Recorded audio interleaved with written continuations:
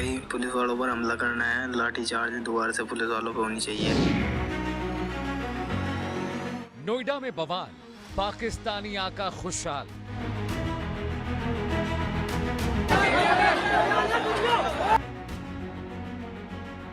ISI का handler, कौन है बवाल का डीलर?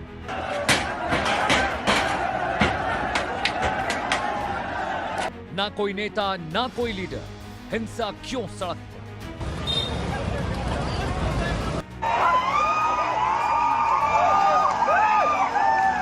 नोएडा में बवाल, साजिश के हैं 100 सवाल।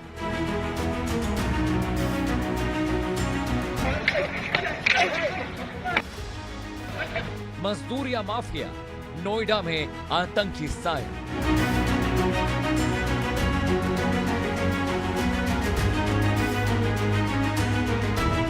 नोएडा दंगल, पाकिस्तानी एंगल। जी हां, क्या भारत के अंदर भड़कती हिंसा सिर्फ गुस्से का विस्फोट है या इसके पीछे छिपा एक बड़ा खेल? आज हम सीधे सवाल पूछेंगे। जब भी देश के किसी कोने में आग लगती है, अफवाहें फैलती हैं, भीड़ बेकाबू होती है, तो क्या यह सब अपने आप होता है या फिर पर्दे के पीछे बैठकर कोई इसे हवा दे रहा होता है?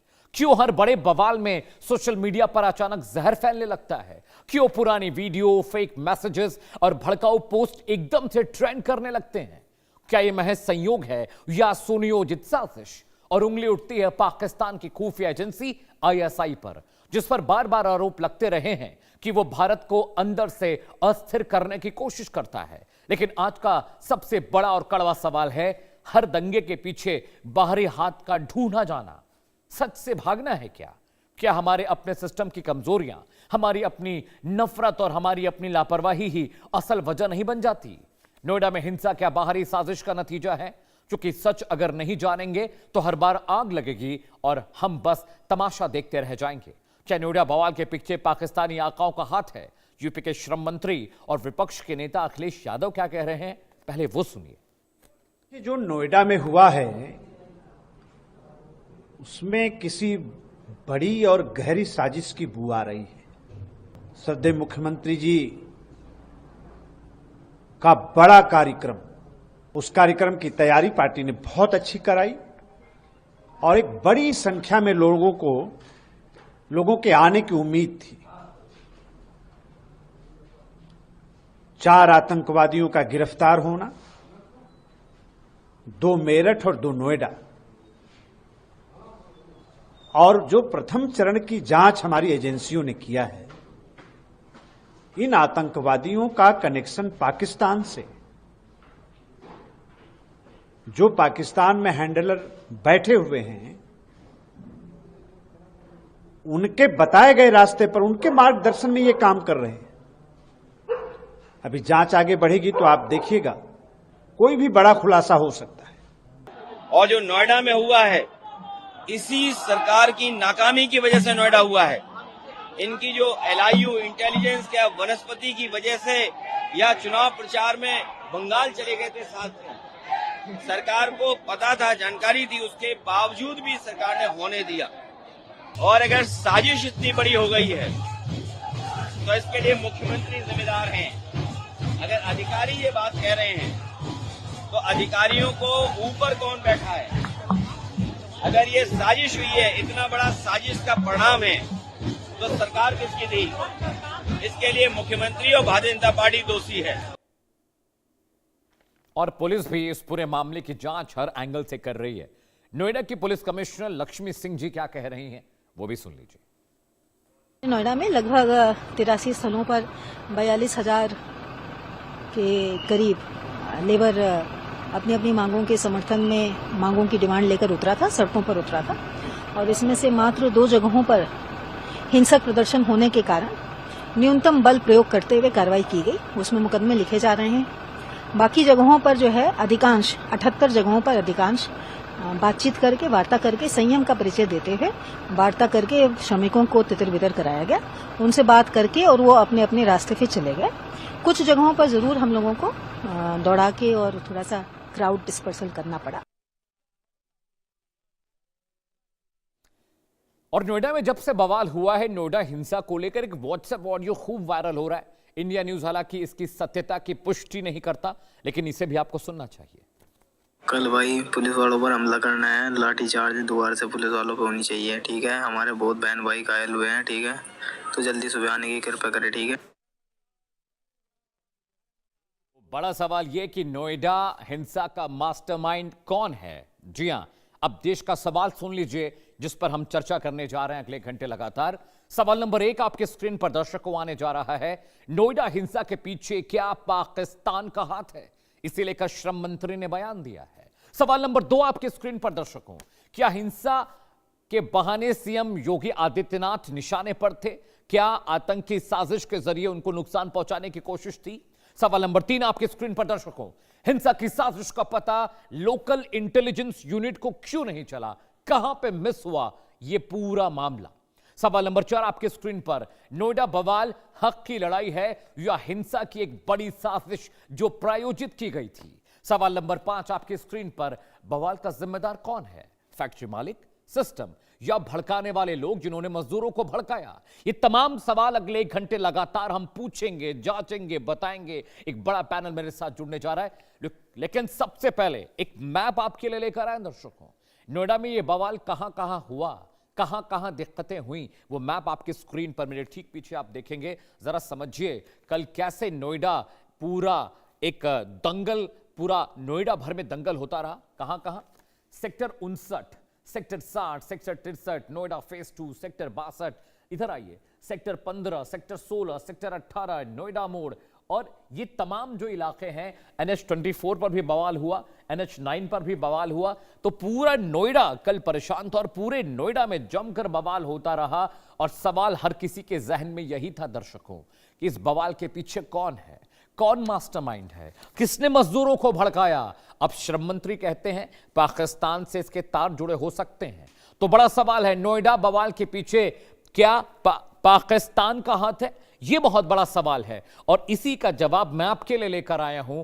क्या नोएडा में जो दंगल हुआ, इसका जो पाकिस्तानी एंगल निकाला जा रहा है, इसके पीछे कौन है? जी हां, क्या पाकिस्तान के हाथ इसमें है? क्या पाकिस्तान इसके लिए जिम्मेदार है? दर्शकों, पूरी डिटेल आज आपके लिए लेकर आए, पूरी इन्वेस्टिगेशन लेकर आए हैं। पाकिस्तान में क्या चल रहा था, उसका असर भारत में कैसे हुआ, और नोएडा का जो बवाल, जो दंगल हुआ, क्या वो प्रायोजित था? स्क्रीन पर ग्राफिक्स आपके आने जा रहा है दर्शकों। क्या नोएडा में हुआ बवाल पाकिस्तान प्रायोजित था? जवाब नंबर 1, सरकार को पाक साजिश की आशंका लग रही है। सरकार को लगता है पाकिस्तान की ओर से कोई ना कोई साजिश हुई है। जवाब नंबर 2 आपकी स्क्रीन पर, मेरठ से 4 संदिग्ध गिरफ्तार कुछ दिनों पहले किए गए थे, क्या उनसे तार जुड़े हुए हैं? जवाब नंबर 3 दर्शकों आपके स्क्रीन पर, आतंकियों के तार पाक हैंडलर से जुड़े थे जो पाकिस्तान में बैठकर इन्हें कंट्रोल कर रहा था। उसके ठीक पहले इस तरह की गिरफ्तारी के मायने मतलब क्या है? जवाब 4 आपके स्क्रीन पर, प्रदेश में अस्थिरता फैलाने की क्या साजिश रची जा रही है? विपक्ष चाहे जो कहे, लेकिन सरकार इसे लेकर बहुत सीरियस है। जवाब नंबर 5 आपकी स्क्रीन पर दर्शकों, एजेंसीज हर एंगल से जांच पड़ताल कर रही हैं। आखिर क्या वजह थी, क्यों यह बवाल हुआ, क्यों इतना उपद्रव नोएडा में हुआ? स्पेशल इकोनॉमिक जोन है, पूरी दुनिया में नोएडा का नाम चलता है। नोएडा में दुनिया भर के फैक्ट्रीज, इंडस्ट्रीज हैं। यहां पर अगर बवाल होगा तो इन्वेस्टर्स किस तरह से भारत का रुख कर पाएंगे? नोएडा बवाल से कितना नुकसान हुआ है? आपने बवाल देख लिया, तस्वीरें देख ली दर्शकों, नुकसान भी जानना बहुत जरूरी है। कैसे नोएडा दंगल में करोड़ों रुपए स्वाहा हो गए तमाम मालिकान के, तमाम इन्वेस्टर्स के, वो इंफॉर्मेशन आपको हम देने जा रहे हैं। जी हां, एक के बाद एक सारे इंफॉर्मेशन मैं आपको देने जा रहा हूं दर्शकों, और वो देखिएगा। जी हां, इंफॉर्मेशन नंबर 1, 50 से ज्यादा गाड़ियां जला दी गई, राख हो गई सारी गाड़ियां। इन्फो नंबर 2 आपकी स्क्रीन पर आने जा रहा है। नोएडा बवाल से कितना नुकसान हुआ है दर्शकों, वो मैं आपको बता रहा हूं। जी हां, 50 से ज्यादा गाड़ियां जला दी गई, 350 से ज्यादा फैक्ट्रीज में तोड़फोड़ हुई है, 350 से ज्यादा फैक्ट्री प्रेमाइसिस में तोड़फोड़ हुई। इन्फो नंबर 3 आपके स्क्रीन पर दर्शकों, जो बताएगी कि 150 गाड़ियां तोड़ दी गई। किसी को नहीं पता वो किसकी गाड़ियां थी, सिर्फ मजदूर गुस्से में आए और उसको रौंदते चले गए। इंफॉर्मेशन नंबर 4 आपकी स्क्रीन पर है। मशीनरी, प्रॉपर्टीज को बहुत नुकसान पहुंचा है, उसके लिए कौन जिम्मेदार है? मजदूरों को सैलरी का मसला था, छुट्टी का मसला था, प्रॉपर्टी को नुकसान नहीं पहुंचाना चाहिए था। इन्फो नंबर 5 आपकी स्क्रीन पर दर्शकों, कई यूनिट्स अस्थायी रूप से बंद हो गई हैं। इतना ज्यादा तोड़फोड़ की गई कि अब वो यूनिट्स काम नहीं कर रही हैं। किसने भड़काया मजदूरों को? तोड़फोड़ तो जरिया नहीं था मांग मनवाने का। इंफॉर्मेशन नंबर 6 आपकी स्क्रीन पर। इंडस्ट्रियल प्रोडक्शन रुक गया है और इसका असर हमारे और आप पर दिखाई देगा, जनता पर दिखाई देगा, क्योंकि पब्लिक प्रॉपर्टी हमारे पैसे की थी जिसका नुकसान हुआ है। इंफॉर्मेशन नंबर 7 आपकी स्क्रीन पर। सप्लाई चेन और डिलीवरी भी प्रभावित होगी। तोड़फोड़ इतनी हुई, प्रोडक्शन रुक चुका है, नुकसान हर किसी को होगा। इंफॉर्मेशन नंबर 8 आपकी स्क्रीन पर। 300 से ज्यादा लोगों को प्रशासन ने, पुलिस ने गिरफ्तार किया है, जिनसे लगातार पूछताछ चल रही है। लेकिन भलमनसात इस बात की थी कि सरकार ने वक्त रहते इसे कंट्रोल कर लिया। जरा सोचिए कि कितनी दिक्कत होती, कितनी परेशानी होती अगर यह मसला बढ़ता आगे जाता। जी हां, पाकिस्तान कैसे कराता है भारत में बवाल, ये पूरा टूल किट आपके लिए लेकर आए दर्शकों। पूरा टूल किट जो आपको बताएगा, समझाएगा कि आखिरकार कैसे पाकिस्तान में बैठे जो आका हैं वो वहां बैठे बैठे सारा बवाल करते रहते हैं, सारी दिक्कतें परेशानियां खड़ी करते हैं। टूल किट आपको बताने जा रहा है, पाक कैसे कराता है भारत में बवाल, पाकिस्तान का आतंकी टूल किट। टूल नंबर 1 आपकी स्क्रीन पर। सोशल मीडिया के जरिए फेक न्यूज फैलाने का काम पाकिस्तान में होता है। टूल नंबर 2 आपकी स्क्रीन पर। व्हाट्सएप, फेसबुक और टेलीग्राम का इस्तेमाल किया जाता है लोगों को भड़काने के लिए, लोगों को डराने के लिए, अफवाहें फैलाने के लिए। टूल किट नंबर 3 आपकी स्क्रीन पर। फर्जी वीडियो और पुरानी क्लिप्स को इस्तेमाल किया जाता है, उनको फैलाया जाता है, भेजा जाता है लोगों को, ताकि लोगों का दिमाग खराब हो, वो गुस्से में आए और उसका इस्तेमाल किया जा सके। टूल किट नंबर 4 आपकी स्क्रीन पर। धार्मिक और जातीय भावनाएं भड़काने का काम करता है पाकिस्तान में बैठे बैठे लोग यहां पर बवाल काटने का पूरा इंतजाम करके रखते हैं। टूल किट नंबर 5 आपकी स्क्रीन पर। 5वां टूल, हवाला फ्रंट और दूसरे जो संगठन है उनके जरिए पैसा भेजा जाता है बवाल कराने के लिए, दंगे कराने के लिए, हिंसा कराने के लिए। यूपी में जो दंगे और बवाल अब तक हुए उन सब में पाकिस्तानी पैसा लगा। टूल नंबर 6 क्या है? अशांति फैलाने वाले तत्वों को सपोर्ट किया जाता है ताकि वहां बैठे बैठे आका यहां पर बवाल और उपद्रव करा सके। इसीलिए श्रम मंत्री ने कहा है कि पाकिस्तानी कनेक्शन हो सकता है। 7वां टूल किट, ऑनलाइन प्रोपेगेंडा करते हैं जिससे आम पब्लिक, जाति विशेष के लोग, समुदाय विशेष के लोग भड़क जाते हैं, बवाल करने लगते हैं, सड़कों पर उतर आते हैं, पब्लिक प्रॉपर्टी को नुकसान भी पहुंचता है। टूल किट नंबर 8, यूथ को भड़काने की कोशिश की जाती है। युवा सबसे ज्यादा सॉफ्ट टारगेट होता है और युवाओं पर टारगेट के जरिए इस चीज को और भड़काया और बड़ा किया जाता है। टूल किट नंबर 9, अलगाववादी और चरमपंथी सोच को बढ़ाया जाता है। अलग अलग वेबसाइट्स के जरिए, अलग अलग यूट्यूब चैनल्स के जरिए, हैंडल्स के जरिए प्रोपेगेंडा किया जाता है, लोगों को भड़काया जाता है। टूल किट नंबर 10 आपकी स्क्रीन पर। अलगाववादी चरमपंथी सोच को बढ़ाया जाता है ताकि यहां पर दिक्कतें हो। स्पेशल जो स्लीपर सेल हैं उनके जरिए माहौल बिगाड़ने की कोशिश की जाती है। दर्शकों, अब आपने ये देख लिया, समझ लिया कैसे ये पूरा बवाल हुआ, इस बवाल के पीछे कौन है ये भी आपने देख लिया। अब आपको यह भी जानना जरूरी है नोएडा बवाल का मास्टरमाइंड कौन है, किसने ये बवाल कराया, किसकी वजह से पूरा नोएडा जलता रहा। और आज भी कई इलाकों से उपद्रव की खबरें आ रही हैं। सेक्टर 121 में भी तोड़फोड़ और आगजनी की खबरें आ रही हैं। जी आपकी स्क्रीन पर। संभावना नंबर 1, स्थानीय यूनियन या कोई नेता इस तरह की हिंसा को भड़का सकता है दर्शकों, तो क्या ये उसका काम है? संभावना नंबर 2 आपकी स्क्रीन पर है। मौके पर भड़काने वाले लोग पहुंच जाते हैं, लोगों को भड़काते हैं और उसका फायदा उठाते हैं, दंगा भड़कता है, लोग गुस्से में आ जाते हैं। संभावना नंबर 3 आपकी स्क्रीन पर दर्शकों, बाहरी तत्वों का दखल, यानी पाकिस्तान जैसे मुल्क वहां से बैठे बैठे यहां पर हिंसा भड़काने का काम करते हैं। संभावना नंबर 4 आपकी स्क्रीन पर दर्शकों आने जा रहा है, जिसके जरिए मैं आपको समझाऊंगा और बताऊंगा। जी हां, पाकिस्तान में बैठे हैंडलर्स फंडिंग के जरिए, हवाला के पैसों के जरिए, अपने लोगों के जरिए जिनका ब्रेन वॉश उन्होंने कर दिया है। आपको पता है कि बहुत सारे लोग जो देश में बैठकर आतंकवादियों की पाकिस्तान में मदद करते हैं, उनके बारे में हम और आप जानते हैं। कश्मीर में से बहुत सारे मसले आए जहां पर ये देखने और सुनने को मिला कि लोकल कश्मीरी पाकिस्तानी आकाओं की मदद कर रहे हैं, पाकिस्तानी हैंडलर्स के लिए काम कर रहे हैं। जी हाँ, एक बड़ा पैनल दर्शकों मेरे साथ जुड़ रहा है, उसके जरिए और उनके जरिए हम ये समझने और जानने की कोशिश करेंगे कि आखिर ये चल क्या रहा है। जी हाँ, स्वागत कीजिए डॉक्टर ऋचा सिंह जी का, प्रवक्ता है भारतीय जनता पार्टी की। मैम, बहुत बहुत स्वागत है आपका। वैभव त्रिपाठी साहब मेरे साथ हैं, कांग्रेस के प्रवक्ता हैं, कांग्रेस का पक्ष रखेंगे। वैभव जी, आपका भी बहुत बहुत स्वागत है। वीएन राय साहब आपको दिखाई दे रहे हैं तस्वीरों में, एक्स डीजीपी हैं यूपी पुलिस के। सर, बहुत बहुत शुक्रिया, आपने वक्त निकाला हमारे लिए। सुरेंद्र प्रजापति जी मेरे साथ हैं, वाइस प्रेसिडेंट हैं बीएमएस उत्तर प्रदेश के, उनका भी बहुत बहुत स्वागत है। सबसे पहले ऋचा जी मैं आपके पास आ रहा हूं। श्रम मंत्री ने कहा कि पाकिस्तानी कनेक्शन हो सकता है, लेकिन समाजवादी पार्टी के नेता, विपक्ष के नेता कहते हैं कि आपका फेलियर है, इंटेलिजेंस को खबर नहीं थी और आप कंट्रोल नहीं कर पा रहे हैं चीजों को, इसलिए ये पूरा ठीक रहा, पाकिस्तान पर फोड़ रहा है। जी देखिए, लोकतंत्र में प्रत्येक नागरिक को अपनी बात रखने का अधिकार है और उस को रखने का एक तरीका भी लोकतांत्रिक प्रक्रिया में और संवैधानिक प्रक्रिया में दिया गया है।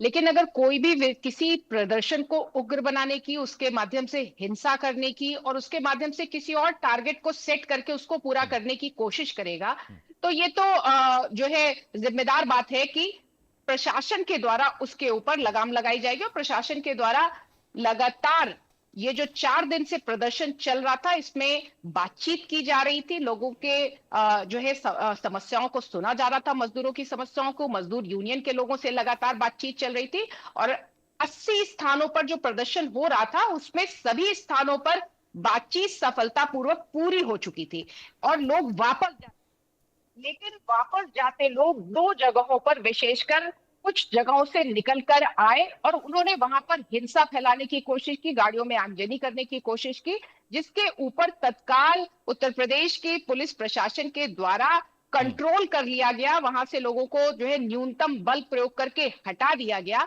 लेकिन इसमें एक महत्वपूर्ण बात यह है कि जिस तरीके से सोशल मीडिया हैंडलर्स का सामने आ रहा है पूरा रोल कि शांत होते प्रदर्शन को, जिसके ऊपर हाई पावर कमेटी प्रशासन के द्वारा बना दी गई थी, जो लोगों की समस्याओं को सुन रही थी, मजदूरों की समस्याओं को सुन रही थी और अधिकतम समस्याओं को मान लिया गया था, उसका निराकरण कर दिया गया था। लेकिन बावजूद इसके वो कौन लोग हैं जिन्होंने इस प्रदर्शन को, जो शांतिपूर्ण प्रदर्शन था, जो लोकतांत्रिक प्रदर्शन था, उसको हिंसात्मक प्रदर्शन में बदलने का काम किया और उत्तर प्रदेश में अनरेस्ट फैलाने का काम किया। विशेषकर नोएडा जो कि एक स्पेशल इकोनॉमिक जोन है, वहां के माध्यम से क्या किसी तरीके की देशद्रोही गतिविधियां करने की कोशिश की गई, इसको लेकर भी एजेंसीज अपनी जांच कर रही हैं और जांच में सामने आएगा।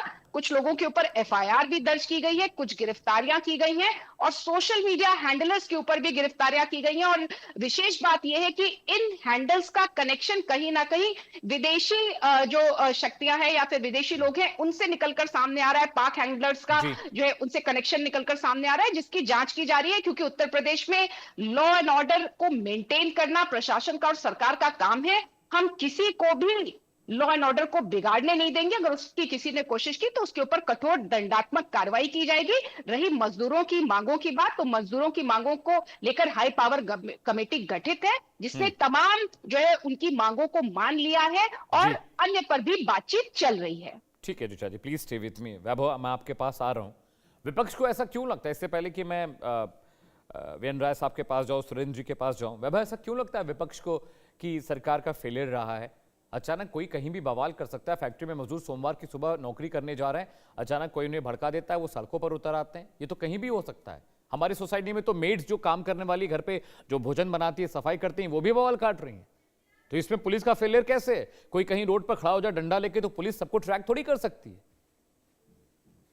बाबा, आपको नहीं लगता जिस तरीके से सीधे श्रम मंत्री सामने आते हैं और इसको पाकिस्तान से जोड़ देते हैं? बहन ऋचा भी कह रही थी कि पाकिस्तानी हैंडलर्स का कुछ है कनेक्शन, तो मुझे तो ये लग रहा है कि सारी जांच को ही प्रभावित किया जा रहा है। या गृह मंत्री जो खुद मुख्यमंत्री जी भी हैं, वो सारी रिपोर्ट पहले मंत्री और भाजपा के प्रवक्ताओं को लीक कर रहे हैं कि आप ऐसे बोलिए, ये बोलिए। तो पहली बात ये है कि जो चीजें चल रही थी, बगल में हरियाणा में जो मजदूरी है, उनका वेतन है, उसकी बात, उनकी मांग क्या थी? मांग ये थी कि हमको ओवर टाइम नहीं मिलता है, हमारा उत्पीड़न किया जाता है, 12-12 घंटे ड्यूटी की कराई जाती है। क्या उस पर कोई ठोस कदम उठा? मतलब ये बात तो लेबर अफसर, श्रम विभाग की का फेलियर ही तो है कि वो इस बात को नहीं देख रहे हैं कि जो कि एक स्पेशल इकोनॉमिक जोन है और यूपी का वहाँ सबसे ज्यादा औद्योगिक हब है, वहां पे मजदूरों का उत्पीड़न हो रहा है और श्रम मंत्री मलाई खाने में व्यस्त है। श्रम मंत्री मलाई खाने पे व्यस्त है और वहां कुछ हंगामा हो जाता है, उसके बाद तुरंत वो कहते हैं पाकिस्तान। भाई पाकिस्तान, बांग्लादेश, हिंदू, मुस्लिम, मंदिर, मस्जिद, इसके अलावा भी मंत्री जी कुछ बोल लेते, ये बता लेते थे कि किस तरीके से 12 घंटे में वहां 12,000 रुपए में आदमी 30 दिन खट रहा है, कोई साप्ताहिक छुट्टी नहीं है, उसको 12 घंटे खटाया जा रहा है, ओवर टाइम नहीं दिया जा रहा है, इसकी जिम्मेदारी किसकी है? माननीय श्रम मंत्री की जिम्मेदारी थी। तो श्रम मंत्री जी अपनी जिम्मेदारियों से भागने के लिए सीधे पाकिस्तान के साथ इसको जोड़ देते हैं। और भाई भाजपा की जो प्रवक्ता है बहन, अब उनकी तो मजबूरी हो जाती है कि नहीं नहीं तो भाजपा का वैभव कोई बचाव आके करना मेरी है। गाड़ी तोड़ देगा। मेरे ऑफिस के बगल में 4 मजदूर काम करते हैं फैक्ट्री में, तो वो आके मेरी गाड़ी तोड़ देंगे। उनको संडे की छुट्टी नहीं मिलती है, उनको टाइम पे सैलरी नहीं मिल रही है। ये मैनेजमेंट का हिस्सा है, ये प्रशासन का हिस्सा है, ये मजदूर यूनियन जो संघ है वो बात कर सकती हैं। आप आके किसी की गाड़ी तोड़ देंगे, किसी के घर में आग लगा देंगे, किसी का बच्चा स्कूल से आ रहा है, आप उसके सामने गाली दे रहे हैं, चिल्ला रहे हैं, शीशे फोड़ दे रहे हैं, बच्चे जख्मी हो गए। वैभव, ये तरीका है क्या सैलरी बढ़ाने का? मैं आपका नाम नहीं जान पाया, जरा सा अमित बोल रहा हूँ। वैभव, हर चीज का एक सिस्टम है, अमित, सिस्टम है। Let me okay, your question is over. Amit, बात ये है कि क्या अमित पिछले कई महीनों से ये प्रोटेस्ट और बैठकें चल रही थी, वो विरोध कर रहे थे फैक्ट्री के अंदर, लेकिन क्या अमित ने एक डिबेट शो किया? क्या अमित को पता भी चल रहा था कि वहां मजदूरों का शोषण हो रहा है, उनको ओवर टाइम नहीं मिल रहा है, उनके ऊपर मानसिक तनाव है, शारीरिक लोड ज्यादा है, वो बेचारे कहाँ दूरस्थ क्षेत्रों से, ग्रामीण क्षेत्रों से गरीबों के बच्चे वहां जाकर काम कर रहे हैं और उनको मजदूरी भी सही से नहीं मिल रही है। उसी काम के लिए हरियाणा में मजदूरी ज्यादा मिलती है और यूपी में कम मिलती है। ये श्रमिक सुधारों का हिस्सा नहीं होना चाहिए। क्या अमित ने इस पे कभी भी कोई रिपोर्ट की है? नहीं की है। अमित इसको व्यक्तिगत नहीं लीजिएगा, लेकिन सच्चाई यही रिपोर्ट है हमने की, इससे पहले भी हमने स्टोरी चलाई थी, हमने इससे पहले भी स्टोरी चलाई थी, आपने शायद वो कार्यक्रम नहीं देखा होगा। ठीक है Vaibhav, stay with me, stay with me, stay with me. Amit इसको नो, अमित इस बात को कंप्लीट होने दीजिए। अमित, आपको मैंने व्यक्तिगत नहीं कहा, मैंने कहा न्यूज चैनल्स में बहुत सारी स्टोरी रोज चल रही है, लेकिन इन मजदूरों की स्टोरी उसमें जगह नहीं बना पा रही है। ये भी एक समस्या है और सरकार हर अपनी विफलता को पाकिस्तान, नेहरू, बांग्लादेश, मंदिर, मस्जिद, हिंदू, मुस्लिम, ये सब बातें करके घुमा देती है। मजदूर का बच्चा आखिर जाए तो जाए कहाँ? हिंसा का कांग्रेस पार्टी कभी भी कतई समर्थन नहीं करती, लेकिन जो भी चीजें हुई उसकी निष्पक्ष जांच होनी चाहिए और उन मजदूरों की मांग पर गंभीरता से विचार होना चाहिए, उनकी मांगों को माना जाना चाहिए। लेकिन सरकार पाकिस्तान का एक एंगल ले आके श्रम सुधारों को बैकडोर में डाल देती है, पीछे पड़ चले जाएगा और उनकी जो मिनिमम वेज वाली शर्त है, समान कार्य समान वेतन का जो मांग है जी, वो सब ठंडे बस्ते में चले जाएगा। पाकिस्तान की बात कर देंगे, आतंकवाद की बात कर देंगे। ठीक है बाबू, आपकी बात मैंने मान ली। वीरेंद्र राज साहब, मैं आपके पास आ रहा हूं, उसके बाद मैं सुरेंद्र जी के पास जाऊंगा। सर, ये भीड़ तंत्र बनाम लोकतंत्र का जो मसला है, मैं कह रहा हूं चलिए मजदूरों की मांगे नहीं मानी जा रही थी, मजदूरों को प्रताड़ित किया जा रहा था, उनको संडे को छुट्टियां नहीं मिल रही थी, वक्त पर सैलरी नहीं आ रही थी, हरियाणा में सैलरी वेजेस ज़्यादा थे, यूपी में कम थे।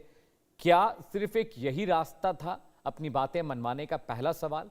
और दूसरा सवाल ये, क्या ये मुमकिन है कि पाकिस्तान में बैठकर यहां पर बवाल और दंगे कराए जा सकते हैं इस तरह के, सर, जैसा नोएडा में हुआ?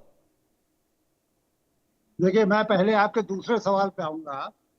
मुझे लगता है कि वो सारे लोग दिमागी तौर पे बीमार हैं जो मजदूरों के आंदोलन को आईएसआई या पाकिस्तान से जोड़ रहे हैं। जिन मंत्री जी ने कहा है, मुझे तो उन्हीं के ऊपर शक हो रहा है। उनकी भी दिमागी जांच होनी चाहिए। मजदूरों को आप 12,000 रुपए महीना दे रहे हैं, यानी एक दिन का 400-500 रुपए दे रहे हैं आप, उससे ज्यादा तो मंत्री जी अपने कुत्ते पे खर्च कर रहे होंगे। और उसके बाद अगर मजदूर सड़क पे आ रहे हैं तो आप कह रहे हो आईएसआई के एजेंट है। मुझे बहुत शर्म महसूस हो रही है देख करके कि हमारे देश में जनता की चुनी हुई सरकार कितनी गैर जिम्मेदारी से बात करती है। तो ये तो हुआ आपके दूसरे सवाल का जवाब। पहले सवाल का सही है कि ये अधिकार किसी को नहीं है कि सड़क पे निकल के आए, आगजनी करे, तोड़फोड़ करे, लेकिन आप इसके साथ ये भी तो सोचिए कि उसको इसके लिए मजबूर किया जा रहा है। अगर प्रजातंत्र में शांतिपूर्ण प्रदर्शन की आजादी है तो उनको क्या शांतिपूर्ण प्रदर्शन करने दिया जाएगा? वो सड़क पे निकलेंगे, आप धारा 144 या आजकल बीएनएसएस की जो धारा वो लगा देंगे, उनको मीटिंग नहीं करने देंगे, सरकार, ये भी तो सरकार का एक संवैधानिक कर्तव्य था कि आपने श्रम विभाग बना रखा है। ये श्रम विभाग क्या कर रहा था? श्रम विभाग सिर्फ मालिकों के हित के लिए काम करता है, मजदूरों के हित से उसका कोई संबंध नहीं है। मुझे तो ये अखबार में पढ़ के बड़ी शर्म आई कि हम अभी भी नोएडा में मजदूरों को 12,000 14,000 रुपए महीना दे रहे हैं। इसका मतलब हम चाहते हैं कि 400-500 रुपए में अपनी गृहस्थी चलाएं। तो इसके बाद तो स्वाभाविक प्रतिक्रिया थी कि वो बाहर निकल के आए और उन्होंने आकर के प्रदर्शन किया। उनमें जाहिर है कि कुछ लोग उत्तेजित हुए होंगे, कुछ गर्म खून रहा होगा जिसने इस तरह की हरकतें की, उसका समर्थन नहीं किया जा सकता। लेकिन उनको आईएसआई का एजेंट कह देना और ये कहना कि सब पाकिस्तान करा रहा है और कोई बहुत बड़ी दुर्संधि है और हमारा सोशल मीडिया पूरी तरह से देशद्रोही हो गया है, ये सब गैर जिम्मेदारी वाली बातें हैं। सरकार को इनके साथ बैठ के बात करनी चाहिए और एक जो सामान्य किस्म की, एक जो मानवीय जरूरतों को पूरा करने वाला वेतन है वो इनके लिए निर्धारित करना चाहिए। आप 12 घंटे काम करा रहे हैं, कहने के लिए आपने कानून 9 घंटे का बना रखा है, तो बाकी 3 घंटे का उनको क्यों नहीं ओवर टाइम दे रहे? हरियाणा में भी आसानी से नहीं बढ़ा। हरियाणा में भी जब मजदूर सड़कों पे आए हैं और उन्होंने आकर के प्रदर्शन किया, तभी हरियाणा में भी तनख्वाहें बढ़ी।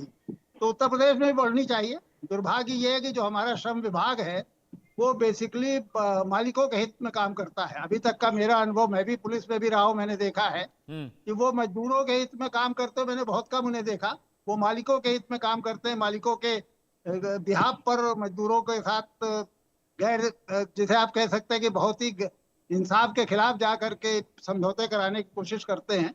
तो ये तो एक वेकअप कॉल है, इसमें सरकार को सतर्क होना चाहिए, सरकार को उनसे बात करनी चाहिए और ये भ्रम तोड़ देना चाहिए कि पुलिस के बल पर इनको कुचल देंगे और वो शांति हो जाएगी।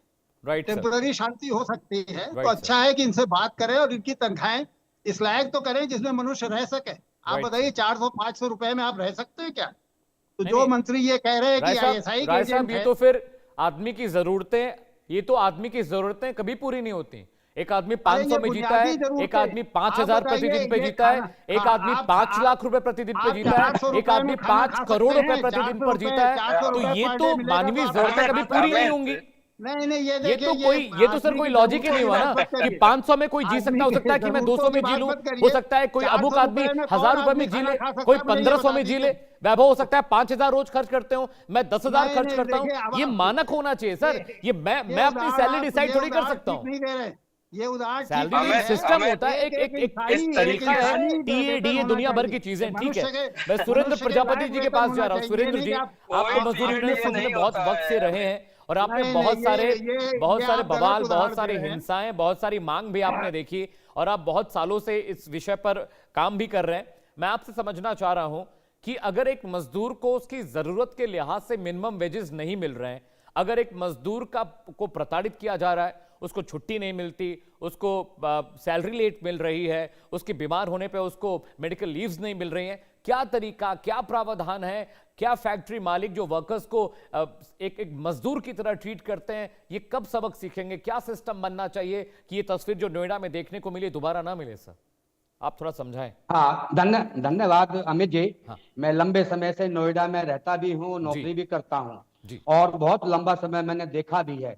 लेकिन ऐसी जो घटनाएं हुई हैं, ये आंदोलन हुआ है, अचानक हुआ है, ये मुझे कहने में कोई संकोच नहीं, मैं मजदूर लीडर हूं कि मुझे भी समझ से परे है कि इसका इतना बड़ा कारण क्यों बना है, ये अचानक से ऐसा क्यों हो गया है। मैं इसमें बहुत ज्यादा नहीं बोल सकता, कह सकता हूं, लेकिन इतना जरूर है कि जो पूर्व वक्ता अभी बोल रहे थे पुलिस के, उनसे थोड़ा मेल जरूर है, क्योंकि प्रशासन, जो श्रम विभाग है, पुलिस है और मालिकाने हैं, प्रबंधन, उद्योगपति हैं, इनका जो व्यवहार अगर थोड़ा सा समन्वय में बदल जाए, उनका थोड़ा सा मरहम लगाने की स्थिति में आ जाए कि आज कुछ किसी मजदूर ने बोल दिया, उसका कल को गेट बंद हो जाएगा, ये उसे आशा लगे कि मेरा गेट बंद नहीं होगा, कल को अपनी बात कह सकेगा, बड़े आराम से बोल सकेगा, वो बोलने की स्थिति में नहीं है। अचानक धीरे धीरे धीरे धीरे वो सुलगता रहता है।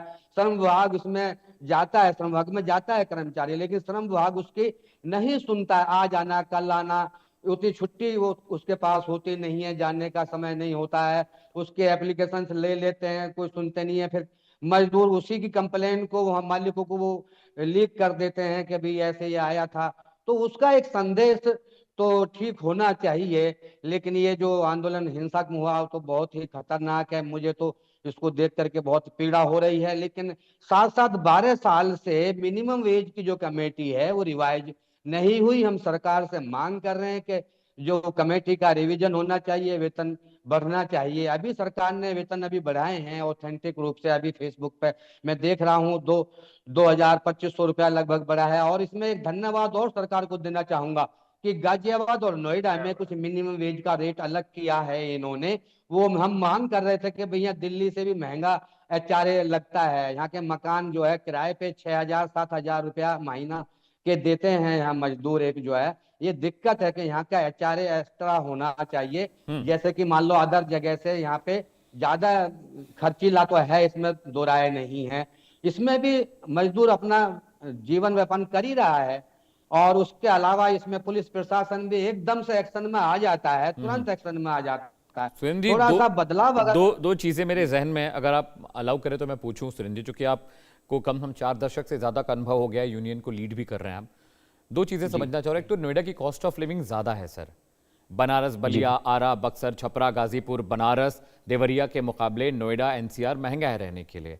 भोजन भी बहुत महंगा है और रिहाइश भी बहुत महंगी है नोएडा, NCR, दिल्ली, फरीदाबाद, गुड़गांव की। लेकिन एक सवाल ये भी है सर, एक मजदूर जब नौकरी के लिए जाता है तो उसको तो पता ही होता है ना कि मुझे कितनी सैलरी ऑफर की जा रही है। ऐसा तो नहीं है कि उसको अंधेरे में रखा जाता है कि वो गया कि भाई तुमको हम 12,000 रुपया ही दे पाएंगे, काम कर सकते हो तो करो, भूखे मरना है भूखे मरो, घर में रहना है रहो, तुम्हारी जरूरतें पूरी हो रही नहीं हो रही हमारी जिम्मेदारी नहीं है। ये मजदूर को पता होता है। तो जब ये प्रताड़ना सालों से चली आ रही है तो क्यों नहीं मजदूर यूनियन ने इसके लिए काम शुरू किया सख्ती से? और जो फैक्ट्री में जो मैनेजमेंट है, जो प्रशासन है, जो कम वेजेस पर खून चूसता है मजदूरों के, ये क्यों नहीं ऐसा सिस्टम बनाया गया कि भाई मिनिमम वेजेस आपको इतना रखना है, दिल्ली का इतना मिनिमम वेज होना चाहिए, नोएडा का इतना होना चाहिए और बाकी जिलों का इतना होना चाहिए? क्यों मजदूर ज्वाइन कर रहा है? और ये हो ही नहीं सकता कि मजदूर यूनियन के नेता को ये पता ही ना रहा हो कि सेक्टर 62 में नौकरी करने वाले एक मजदूर की सैलरी मात्र 12,000 है। ये तो नहीं हो सकता ना सुरेंद्र जी, ये तो यूनियन के लीडर को पता ही है ना। फिर ये ज्वाइनिंग के वक्त या उससे पहले ये परिवर्तन क्यों नहीं हो रहे हैं? क्यों एक मजदूर को मजबूरी में 12,000 में ज्वाइन करना पड़ रहा है? ज्वाइनिंग के वक्त तो वो ज्वाइन कर लेता है, फिर अंदर से वो कुड़ता रहता है, दुखता रहता है, रोता रहता है कि बच्चों को स्कूल नहीं भेज पा रहे हैं, 2 वक्त का खाना नहीं खा पा रहे हैं, रेंट नहीं भर पा रहे हैं, बिजली का बिल नहीं दे पा रहे। ये शुरुआत तो शुरू से होनी चाहिए थी ना सर।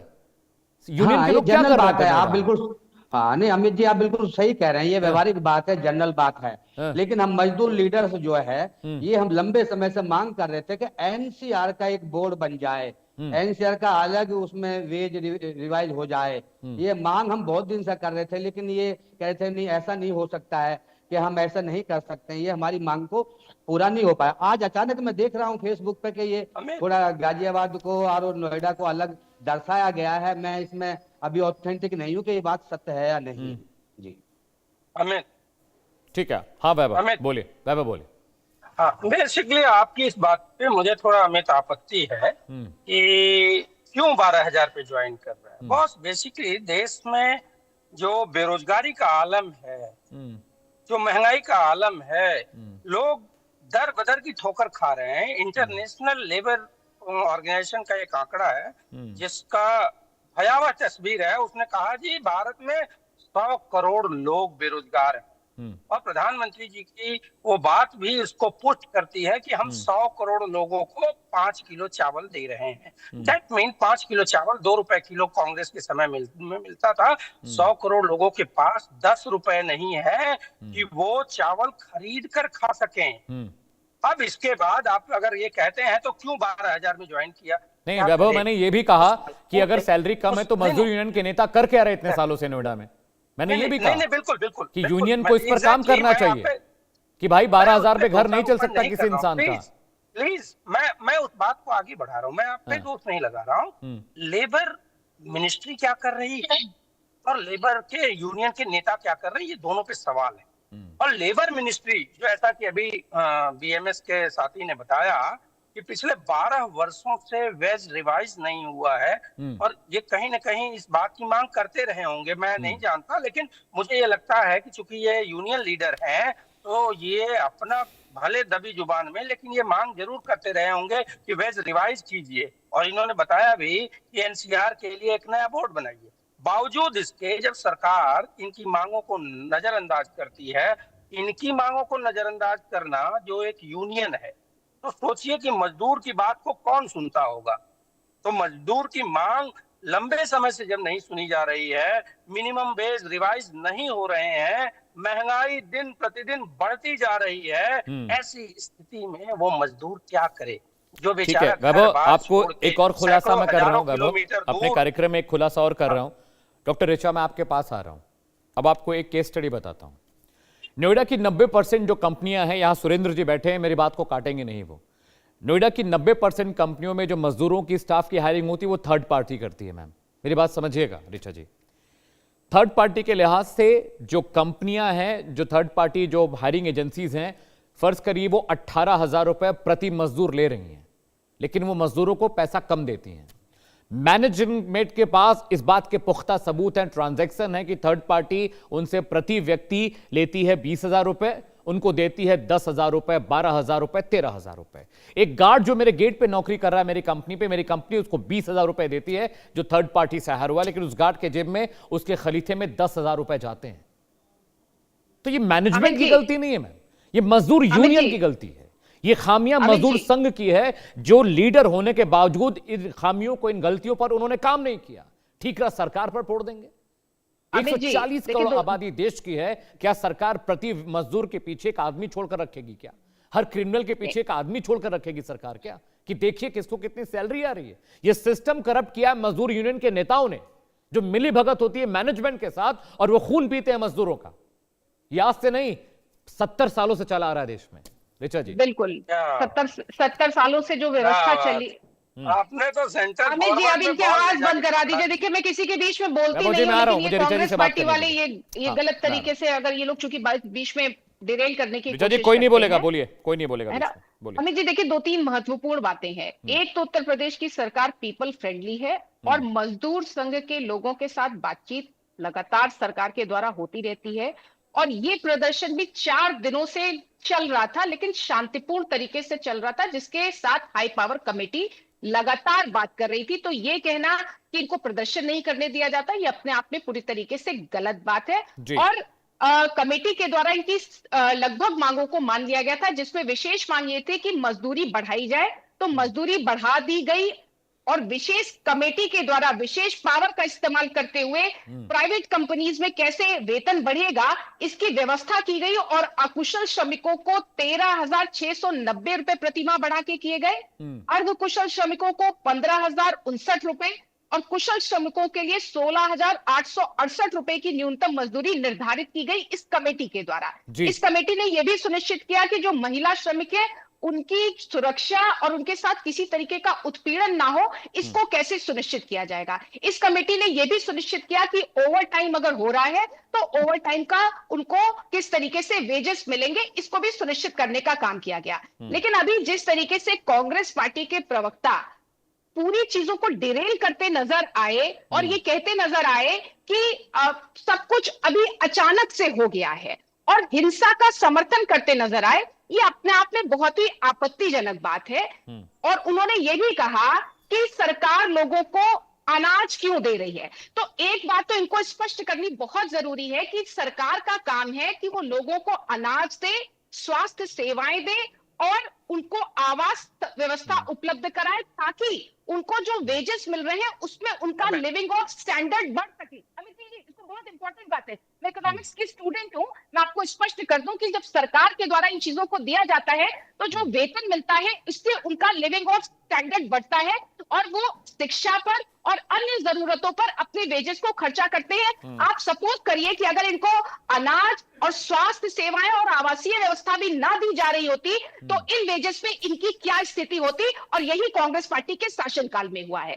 अभी वीएन राय सर बोल रहे थे, एक और महत्वपूर्ण बात ले लीजिए। अभी वीएन राय सर बोल रहे थे, बहुत सीनियर है, हम लोग बहुत सम्मान करते हैं, लेकिन उन्होंने बड़े उससे इस बात को तुरंत नकार दिया और एक बात उन्होंने कही कि जितने मजदूर हैं उनको एएसआई का एजेंट कहा जा रहा है। मैं उनको करेक्ट करना चाहती हूँ, कतई मजदूरों को एएसआई का एजेंट नहीं कहा जा रहा है, लेकिन इस एआई के युग में सोशल मीडिया के युग में अगर कुछ लोगों के द्वारा प्रदर्शनों को हिंसक करने की कोशिश की जाती है, जिसमें विदेशी हैंडल्स का नाम सामने आता है, तो सरकार की जिम्मेदारी है कि वो उनकी जांच करे। और अमित जी, एक तीसरी महत्वपूर्ण बात, क्योंकि मैं इलाहाबाद यूनिवर्सिटी की अध्यक्ष रही हूं, मैंने लंबे समय जो है स्टूडेंट यूनियन को जो है उसका नेतृत्व किया है, तो जब जब आंदोलन को दबाने या कुचलने की कोशिश की जाती है, जब जब आंदोलन को सफल ना होने दिया जाए, मुख्य मांगों से उनका रास्ता भटक जाए, इसलिए उसमें हिंसा करा दी जाती है। हम लोग जब भी आंदोलन करते थे तो इस बात को सुनिश्चित करते थे कि हिंसा ना होने पाए, क्योंकि हिंसा अगर होगी तो प्रशासन का काम है कि आम जनमानस का जो जीवन है वो अस्त व्यस्त ना हो पाए, लॉ एंड ऑर्डर ना बिगड़ पाए, जो स्कूली बच्चे जा रहे हैं, जो एम्बुलेंस जा रही है, वो आसानी से अपने रास्तों को पार कर पाए। इसके लिए जरूरी है कि अगर कोई भी हिंसक प्रदर्शन करने की राय साहब कोशिश के पास जा करता रहा हूं, है, वैभव मैं आपके पास आता हूं। वीएन राय साहब लगाम जी, वैभव अभी नहीं, वीएन राय साहब के पास जा रहा हूं। वैभव मैं आपके पास आता हूं, मुझे 2 मिनट नहीं, इनको वैभव जी को इतना नहीं पता है कि जो अनाज दिया जाता है उसके पीछे अब ये देखिए टाइम का उत्पीड़न कर रही हैं। ठीक है वीएन राय साहब, मेरा सवाल जो डॉक्टर ऋचा कह रही हैं, एक तो उसका भी जवाब आप दीजिए। दूसरा ये कि सुरेंद्र जी बैठे हुए, उन्होंने कहा कि पुलिस को थोड़ा सा निर्ममता कम करनी होगी, पुलिस को थोड़ा सॉफ्ट हैंड रखना होगा, पुलिस को थोड़ा सा मानवीय तरीके से चीजों को हैंडल करना होगा। आप आईपीएस ऑफिसर रहे हैं सर, आपने बहुत करीब से पुलिस की वर्किंग को भी देखा है और बहुत सारे जिलों में आप रहे भी होंगे, अलग अलग कैटेगरीज में अलग अलग फोर्सेस को आपने हैंडल भी किया है। ये पुलिस पर क्यों आरोप लगते हैं सर कि पुलिस बहुत सख्ती करती है, मानवता खत्म हो गई पुलिस वालों में? देखिए, ये तो बहुत सही बात है। खास तौर से आपको ये पूछना चाहिए, पुलिस जो कमजोर तबके उन्हीं के साथ जो ज्यादती करती है। मजदूर सबसे कमजोर तबका है। देखिए, राज्य अगर चाहता है कि उनके साथ ज्यादती हो तो पुलिस बड़ी खुशी से वो ज्यादती करेगी। मैं तो फिर पुराने उस पे आ रहा हूँ कि भाई आप ये बताइए ना, मंत्री जी से पूछे कि 400 रुपए में कोई व्यक्ति अपने 4-5 लोगों का परिवार का पेट पाल सकता है? 9 घंटे आपने कहा, 12 घंटे तक आप उससे काम करा रहे, वो टाइम नहीं दे रहे, तो उसके अंदर एक खास तरह का गुस्सा पनपेगा ही। ये एक मनुष्य के तौर पे हमें सोचना चाहिए। अभी हमारे जो मजदूर संघ के साथी है, पैनलिस्ट, उन्होंने कहा कि पिछले 10 साल से वेज बोर्ड नहीं बैठा, कोई रिवीजन नहीं हुआ उनके उसका रिवीजन क्यों नहीं हुआ, इसका भी तो जवाब देना चाहिए सरकार को ना। मुझे लगता है कि पुलिस जो ज्यादती कर रही थी मजदूरों के साथ, और मैंने देखा है जो वीडियो, मुझे नहीं लगता है कि पुलिस को उस तरह से व्यवहार करना चाहिए, सहानुभूति पूर्वक व्यवहार करना चाहिए। वो गुस्से में थे, उन्होंने निश्चित रूप से हिंसा की, लेकिन आप उनके साथ किसी उपद्रवी की तरह व्यवहार नहीं कर सकते। उनके साथ सहानुभूति के साथ व्यवहार करना चाहिए। खास तौर से जब आप ये देखते हैं कि 400 रुपए में उनको मजबूर किया जा रहा है कि वो 4-5-6 लोगों का परिवार नोएडा जैसी जगह में पाले, उनका पेट पाले, तो उनके मन में स्वाभाविक गुस्सा है। एक सवाल मेरा ये भी था, आईएसआई वाला एंगल आप काट रहे हैं, आप कह रहे हैं कि आपको इस बात पर बहुत हैरानी हुई है कि आईएसआई वाला एंगल हो सकता है। आपको तो पता है, इतनी सारी केस स्टडीज आपको पता होंगी सर, पाकिस्तान कैसे वहां स्लीपर सेल और टूल किट किस तरीके से जो है पूरे देश में फैल गया है। पाकिस्तान निश्चित रूप से, पाकिस्तान तो अरे चुप रहो तुम वैभव त्रिपाठी, पाकिस्तान तो मौके की तलाश करेगा ही, लेकिन ये मौका हम अपने जनता जैसे ही संस्कार की सीमा लांघोगे, बीच में बोलोगे, वैसे ही जवाब मिलेगा। वंचित रख, हमेशा याद रखना। खाना नहीं देंगे उनको, बच्चों को पालने के लिए पर्याप्त तनख्वाहें नहीं देंगे, तो वो तो आईएसआई के लिए बहुत बढ़िया एक तरह से ये एक अलग एंगल है, ये एक अलग विषय है, इसमें अलग डिबेट हो सकती है। इसमें मेरा स्पष्ट मत है कि इस आंदोलन में आईएसआई का कोई हाथ नहीं है। आईएसआई की बात जो लोग कह रहे हैं, राय साहब, ये थोड़ी जल्दबाजी होगी, इन्वेस्टिगेशन तो हो जाने दीजिए राय साहब। मुझे लगता है कि आप बहुत जल्दबाजी में आपने ये फैसला सुना दिया है। वैभव, मेरे पास सिर्फ 50 सेकंड बचे हैं, क्लोजिंग कमेंट। वैभव बेसिकली आप ऐसा है कि सारा समय तो भाजपा को दे दीजिए। है ये कि आईएसआई का एंगल, जब आप राव साहब को ये कहते हैं कि अरे भाई, जब स्लीपर सेल और टूल किट जिसको कांग्रेस पार्टी रिचा वैभव को बोलने दे, रिचा कूदने की आदत इनकी है। वैभव इसको हम लोगों ने हर सत्ता में देखा है। कांग्रेस पार्टी जो कि स्लीपर सेल और वैभव, रिचा जी वैभव को बोलने दीजिए। रिचा प्लीज वैभव को बोलने दीजिए। रिचा, ठीक है, आप तमाम मेहमानों का बहुत बहुत शुक्रिया। बड़ी खबर आ रही है, माफी चाहता हूं आप सभी का बहुत बहुत शुक्रिया। इस बीच छत्तीसगढ़ से बड़ी खबर है दर्शकों, छत्तीसगढ़ के सक्ती इलाके में बड़ा हादसा हुआ है।